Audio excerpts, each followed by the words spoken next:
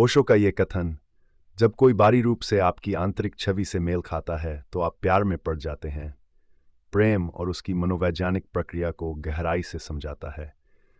ये प्रेम के उस पहलू को उजागर करता है जो हमारे अवचेतन मन और हमारी अपेक्षाओं से जुड़ा होता है। ओशो के अनुसार प्रेम केवल बाहरी आकर्षण या परिस्थितियों पर आधारित नहीं होता, बल्कि यह हमारे भीतर की छवियों, आकांक्षाओं और विचारों का प्रतिफल होता है। नंबर 1, आंतरिक छवि की अवधारणा। हर व्यक्ति के भीतर एक आदर्श छवि होती है जिसे वे अवचेतन रूप से दूसरों में खोजते हैं। ये छवि हमारे अनुभवों, भावनाओं, आकांक्षाओं और हमारे समाज द्वारा स्थापित मानदंडों से निर्मित होती है। ओशो के अनुसार जब कोई व्यक्ति बाहरी रूप से उस आदर्श छवि से मेल खाता है तो हम स्वतः ही उसकी ओर आकर्षित होते हैं और इसे प्रेम का नाम देते हैं। आंतरिक छवि का निर्माण बचपन से शुरू होता है, जब हम अपने आसपास के लोगों, विशेषकर माता पिता और करीबी लोगों के व्यवहार को देखते हैं। ये अनुभव हमारे अवचेतन में गहराई से बस जाते हैं और समय के साथ हम उन्हीं गुणों या विशेषताओं की खोज करते हैं जो हमें हमारे आदर्श प्रेम की छवि में मिलती हैं।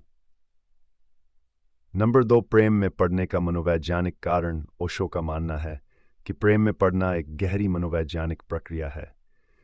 यह केवल भावनाओं का खेल नहीं है, बल्कि हमारी आंतरिक मानसिकता और अवचेतन की ज़रूरतों का प्रकट होना है। जब कोई व्यक्ति हमारी आंतरिक छवि से मेल खाता है तो हमारा मन और दिल उस व्यक्ति की ओर खिंच जाते हैं। ये मिलान हमें यह आभास देता है कि हमने अपनी खोज पूरी कर ली है और यही हमें प्रेम की ओर ले जाता है। यह प्रक्रिया स्वाभाविक होती है और हमें यह एहसास कराती है कि वह व्यक्ति हमारे जीवन का अभिन्न हिस्सा हो सकता है।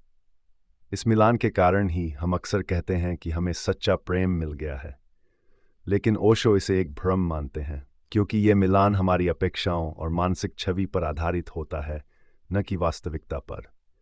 नंबर 3, प्रेम और अपेक्षाएं। ओशो इस बात पर जोर देते हैं कि प्रेम में अक्सर हम अपनी अपेक्षाओं को दूसरों पर थोपते हैं।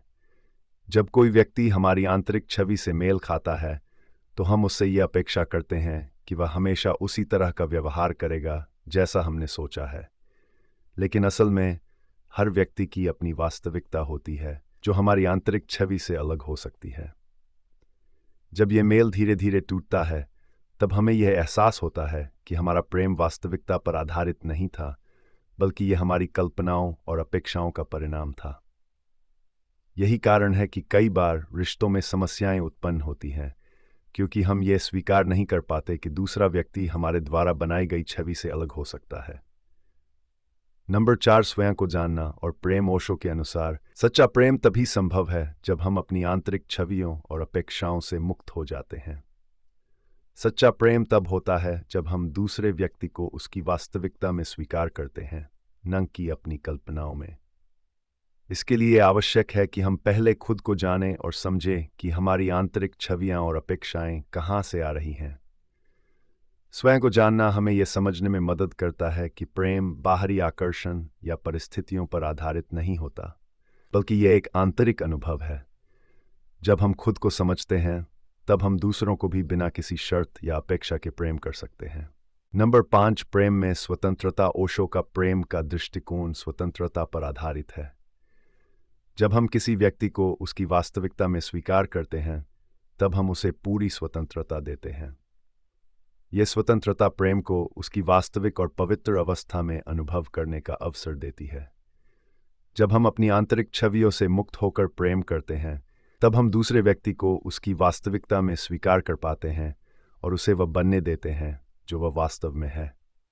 इस प्रकार का प्रेम हमें संतोष और आनंद की ओर ले जाता है, क्योंकि इसमें कोई अपेक्षा नहीं होती और न ही कोई दबाव। यह प्रेम हमें स्वतंत्रता का अनुभव कराता है जो हमारी आत्मा के लिए आवश्यक है।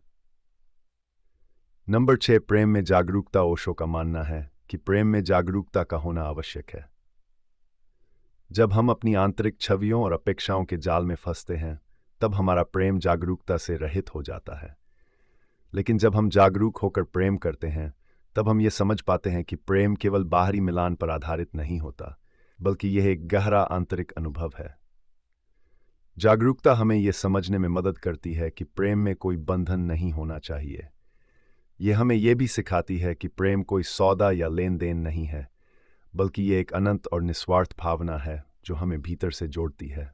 नंबर 7, प्रेम में स्वीकृति। ओशो का प्रेम का दर्शन स्वीकृति पर आधारित है। जब हम किसी को उसकी वास्तविकता में प्रेम करते हैं तो हम उसे पूरी तरह से स्वीकार करते हैं। यह स्वीकृति हमें प्रेम को उसकी उच्चतम अवस्था में अनुभव करने का अवसर देती है। जब हम दूसरे व्यक्ति को उसकी अच्छाई और कमियों के साथ स्वीकार करते हैं तब हमारा प्रेम स्थायी और सच्चा होता है। ओशो के इस कथन का गहन अर्थ यह है कि प्रेम केवल बाहरी आकर्षण या परिस्थितियों पर आधारित नहीं होता, बल्कि यह हमारे अवचेतन की छवियों और अपेक्षाओं का प्रतिफल होता है।